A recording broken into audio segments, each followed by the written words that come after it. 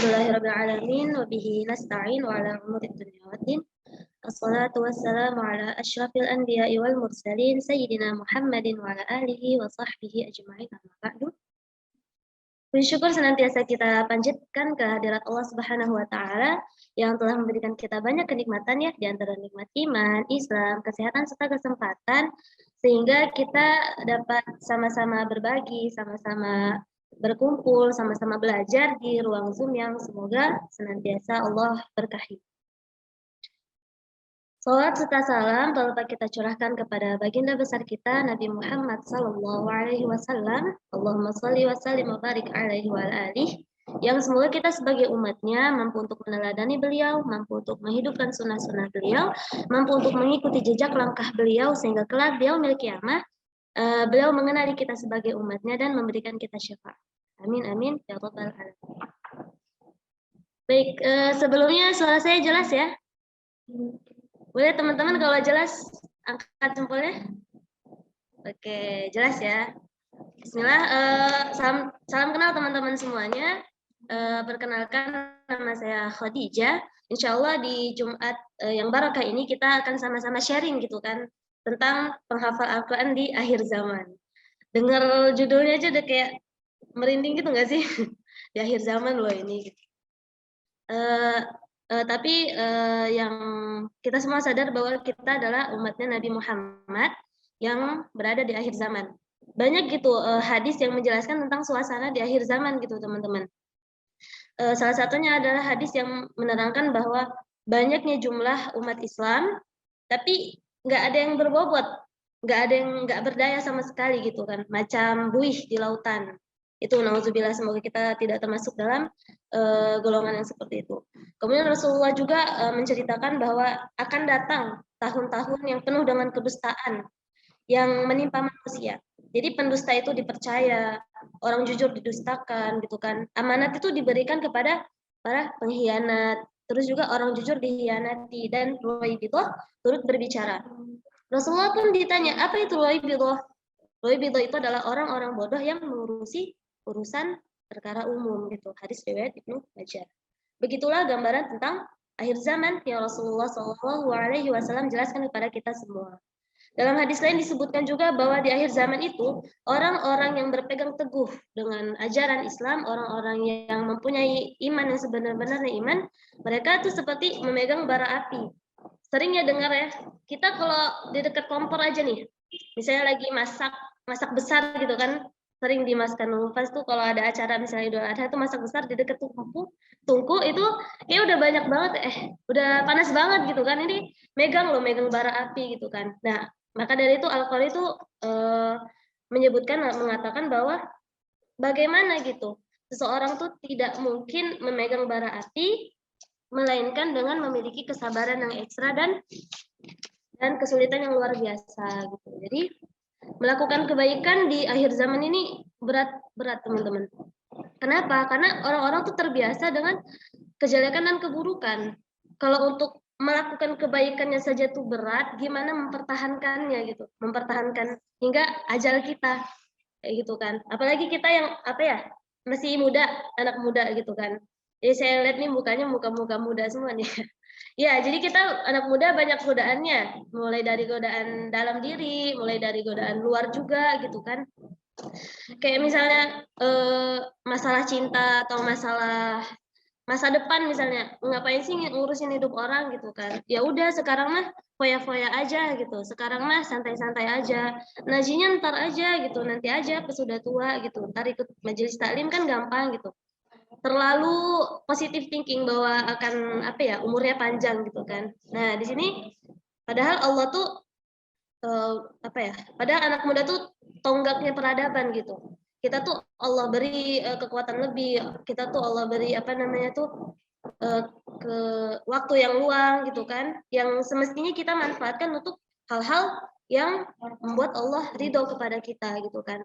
Masih ingat nggak 7 golongan yang Allah beri naungan di yaumil qiyamah? Di saat orang lain tuh sibuk dengan dirinya sendiri, ada 7 golongan yang Allah itu tuh kasih naungan gitu. Nah, salah satunya adalah pemuda yang tumbuh dalam ketaatan gitu kan, dalam ketaatan pada Allah. Dan untuk istiqomah di akhir zaman ini memang nggak mudah gitu, butuh dipaksain gitu kan. Jadi makanya istiqomah tuh kayak cita-cita kita lah ya sebagai orang yang beriman. Kita tuh pengen gitu istiqomah ngaji, pengen istiqomah tahajud, misalnya pengen istiqomah sholat-sholat sunnah gitu kan. Kemarin saya sempat sharing sama kawan saya di sini juga, beliau mengatakan bahwa ibadah tuh ya, kalau mau istiqomah ya dipaksain gitu. Allahumma paksakeun katanya, itu kan orang Sunda dia. Kan kalau misalnya kita menelisik pengertian istiqomah itu sendiri adalah usaha menempuh jalan yang lurus. Jalan yang lurus itu apa? Jalan yang lurus itu agama yang lurus tanpa membelokkan kanan maupun kiri. Ini mencakup seluruh ketaatan gitu kan, baik dari lahir maupun batin serta meninggalkan segala bentuk larangan. Nah, dari pengertian istiqomahnya aja ada usaha gitu. Ada usaha. Nah, makanya ketika kita ingin istiqomah, nggak sehari dua hari kita berusaha gitu kan. Tapi memang harus setiap waktu kita berusaha untuk bisa istiqomah gitu. Teman-teman yang dirahmati Allah Subhanahu wa taala. Allah Astagfirullahaladzim, mohon maaf ya teman-teman ya. Teman-teman yang senantiasa dirahmati Allah, kita akan membahas bagaimana caranya istiqomah. Sebelum kita bahas bagaimana caranya istiqomah, saya akan menyampaikan perkataan Imam Ibnul Qayyim tentang istiqomah itu. Jadi seseorang itu baru bisa istiqomah jika hatinya istiqomah dan anggota badannya istiqomah. Nah, ini merupakan fakta penting ya, bahwa kita tuh nggak akan bisa istiqomah sampai hati kita istiqomah, anggota badan kita istiqomah. Dan sekilas info untuk kita semua, bahwa kita harus punya perhatian khusus ketika ulama membahas tentang istiqomah. Kenapa demikian? Karena istiqomah itu perintah tersulit di dalam Al-Quran gitu. Jadi Abdullah bin Abbas tuh pernah menyampaikan, tidak ada ayat manapun yang turun ke Nabi yang lebih berat, yang lebih sulit dibandingkan ayat ini. Nah, kira-kira ayat apa yang beliau maksud? Itu adalah di surah Hud ayat 112. Ya. A'udzubillahi minasyaitonirrajim. Bismillahirrahmanirrahim. Fastaqim kama umirta wa man taba ma'aka wa la tatghaw innahu bima ta'maluna basir. Maka tetaplah kamu pada jalan yang benar sebagaimana diperintahkan kepadamu dan juga orang yang telah taubat berserta kamu. Dan janganlah kamu melampaui batas, sesungguhnya Dia Maha melihat apa yang kamu kerjakan.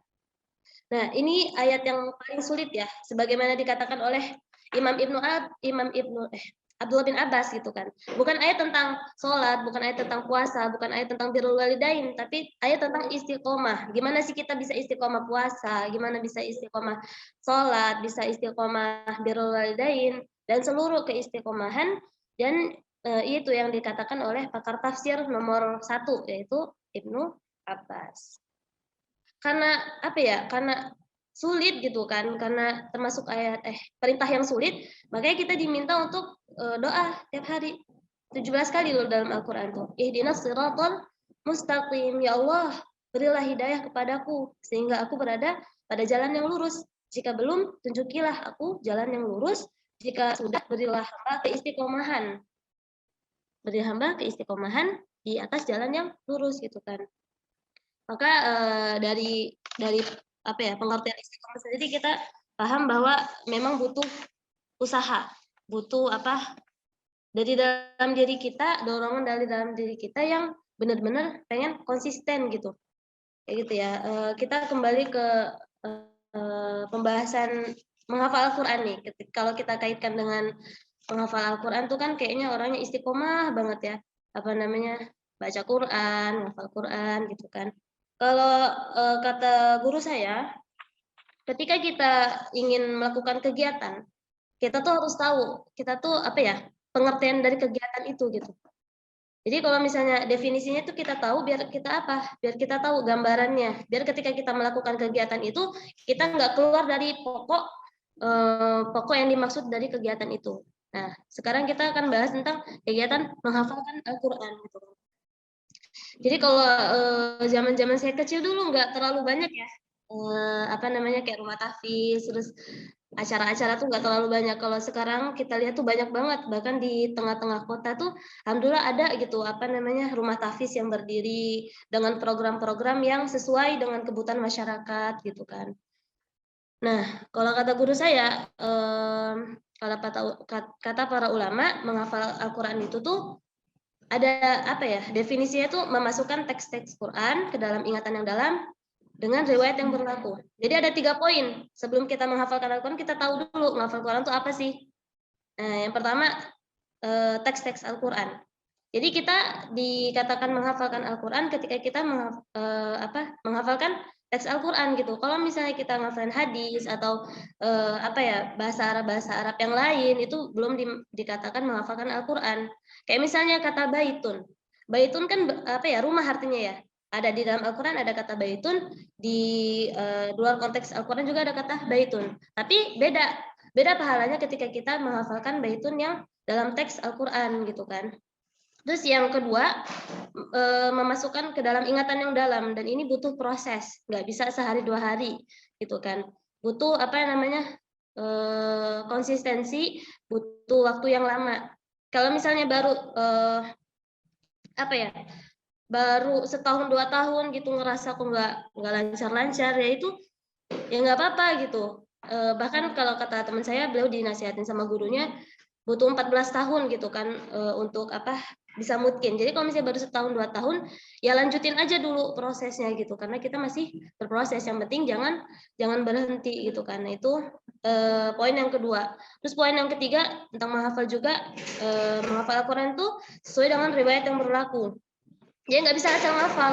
Riwayat berlaku ini apa? Ada 3 hal yang harus kita perhatikan: kepastian huruf, kita melafalkan Al-Quran tuh sesuai dengan Rasulullah ajarkan gitu. Kemudian hukum-hukumnya, hukum tajwidnya, gunahnya, panjang pendeknya itu jangan sampai kita mengaku menghafalkan Al-Quran tapi gunahnya kita abaikan. Terus kayak panjang pendeknya kita nggak hiraukan gitu kan. Kemudian yang dimaksud dengan riwayat yang berlaku tuh ada tempat berhentinya. Maka di sini kekhususan Al-Quran dari bacaan yang lain adalah ada wakaf dan ibtidanya. Jadi nggak bisa asal berhenti, nggak bisa asal tabrak-tabrak aja gitu. Ada tempat berhentinya, ada tempat mulainya, ada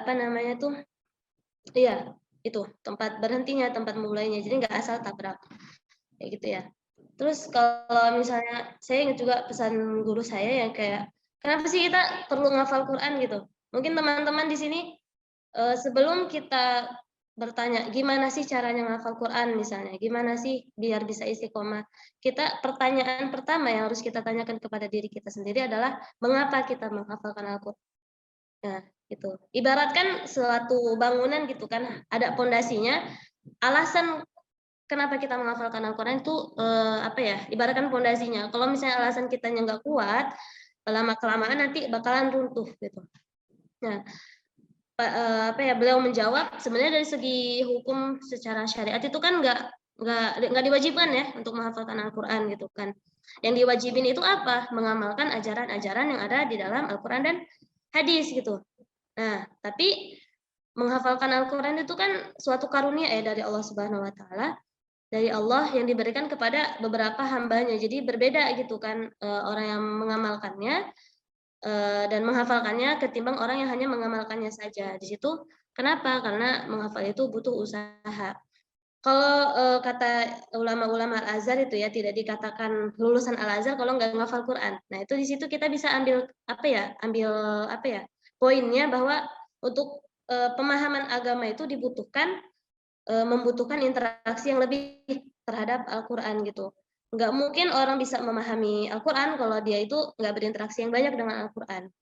Nah, salah satu orang yang berinteraksi banyak dengan Al-Quran adalah para penghafal Al-Quran gitu kan. Mereka membacanya, mereka mengulang-ulangnya, mereka murojaah. Itu kan salah satu bentuk interaksi, mereka tadabbur, mereka memahami ayatnya seperti itu.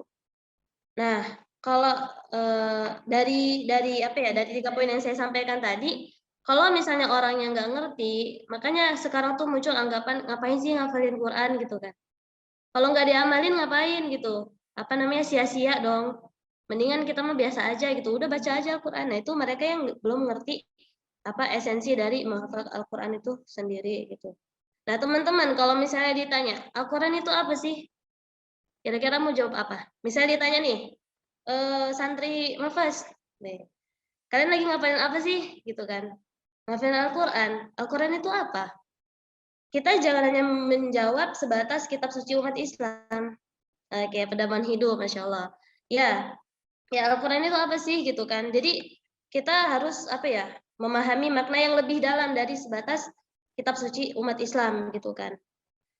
Kalau dijelaskan definisi Al-Qur'an menurut ulama kontemporer, yaitu firman Allah yang diturunkan kepada Nabi Muhammad secara berangsur-angsur melalui perantara malaikat Jibril yang disampaikan kepada kita secara mutawatir sebagai mukjizat yang membacanya dihitung sebagai pahala. Nah, poin yang kita bahas di sini adalah membaca Al-Qur'an bernilai ibadah gitu kan. Karena dari ibadah itu berbuah pahala. Nah, pahala itu bisa mengantarkan kita ke surganya Allah gitu. Nah, di sini keutamaan Al-Qur'an dari ibadah yang lain adalah hanya dengan membacanya saja tuh udah bernilai ibadah gitu. Jadi Al-Qur'an itu apa? Al-Qur'an itu adalah firman Allah. Firman Allah yang diturunkan kepada Nabi Muhammad secara berangsur-angsur gitu. Melalui perantara malaikat Jibril yang disampaikan kepada kita secara mutawatir sebagai mukjizat dan membacanya dinilai pahala. Tentu teman-teman tahu ya di sini untuk para penghafal Al-Qur'an, ketika kita membaca satu huruf saja dalam Al-Qur'an itu tuh kita dapat satu kebaikan ya.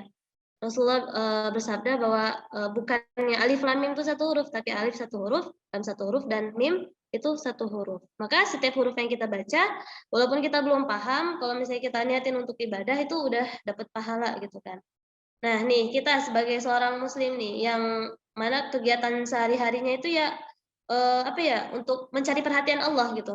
Mencari perhatian Allah, gimana caranya biar Allah tuh memberikan kebaikan untuk kita adalah dengan memperbanyak ibadah. Dan ibadah yang paling mudah adalah membaca Al-Qur'an, walaupun hanya dengan membacanya gitu kan. Dari definisi sendiri al-muta'abbad bitilawati.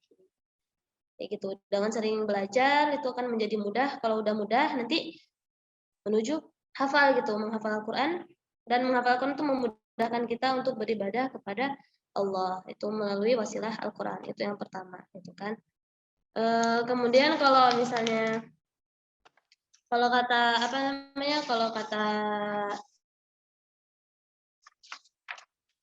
ya, saya mengutip sabda Rasulullah yang tertera di buku Kunbil Qur'ani Najman karya Ustadz Syahil Bashir. Di situ beliau mengutip sabda Rasulullah gitu kan. Jadi Al-Qur'an itu apa sih?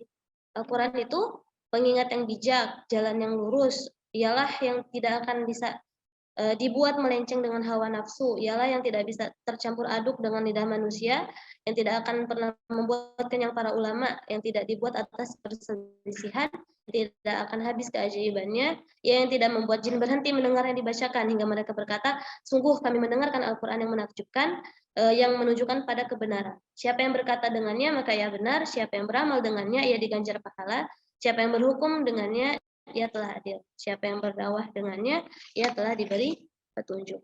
Seperti itu. Nah, kalau misalnya kita lihat gitu kan, banyaknya para penghafal Al-Qur'an di sini, saya teringat firman Allah yang di Fatir, surah Fatir, ayat 32 kalau nggak salah. Iya. ثم أورثنا الكتاب الذين اصطفينا من عبادنا فمنهم ظالم لنفسه ومنهم مقتصد ومنهم سابق بالخيرات بإذن الله ذلك هو الفضل الكبير. Jadi kalau misalnya kita nih sebagai penghafal Al-Qur'an gitu kan, di akhir zaman ini kita banyak yang ngelihat para penghafal Al-Qur'an gitu kan, mereka yang yang sholih banget atau sholihah banget mungkin banget gitu. Terus ada juga yang pertengahan, terus ada juga kita ngelihat tipe penghafal Quran yang zalim terhadap dirinya sendiri, masih suka bermaksiat seperti itu. Nah, kalau misalnya kita lihat itu kan warisan, Al-Quran itu warisan. Allah itu kan ibaratkan kita nih punya harta, punya berangkas, kita kasih warisan itu kepada yang kita percaya gitu kan. Jadi ini teman-teman semua ini insya Allah menghafalkan Al-Quran bukan karena usahanya sendiri, tapi karena ada Allah yang pilih gitu, karena dari Allah. Maka sudah sempantasnya kita untuk bersyukur gitu. Kalau misalnya sekarang masih susah menghafal, kita bersabar gitu. Sabar dan syukur itu apa ya? Senantiasa harus kita ini sih, harus kita tekankan gitu kan, harus kita pegang gitu kan dua prinsip itu karena untuk bisa mencapai suksesnya menghafal Al-Qur'an itu bukan terlihat di dunia gitu. Karena nanti ketika di akhirat kita juga disuruh baca kan nanti sama Allah gitu di akhirat nanti gitu kan. Gitu. Jadi apa ya? Kesimpulannya untuk kita nih sebagai penghafal Al-Qur'an di akhir zaman ini nih memang tantangan terbesar sih untuk kita sebagai penghafal Al-Qur'an. Gimana caranya kita biar tetap istiqomah gitu kan membacanya. Ketika yang lain lebih senang mendengarkan musik, misalnya kita tetap istiqomah membaca Al-Qur'an. Gimana biar kita bisa istiqomah mensyiarkan Al-Qur'an misalnya di saat yang lain apa namanya? Apa ya, kebenaran dan kebaikan itu kan saling beradu ya, seperti itu. Oke, mungkin cukup sekian yang bisa saya sampaikan. Sebenarnya ini nasihat untuk diri saya sendiri karena telinga saya lebih dekat dengan apa ya, apa yang saya bicarakan seperti itu. Boleh kita tutup dulu. Kurang lebihnya saya mohon maaf. Assalamualaikum warahmatullahi wabarakatuh.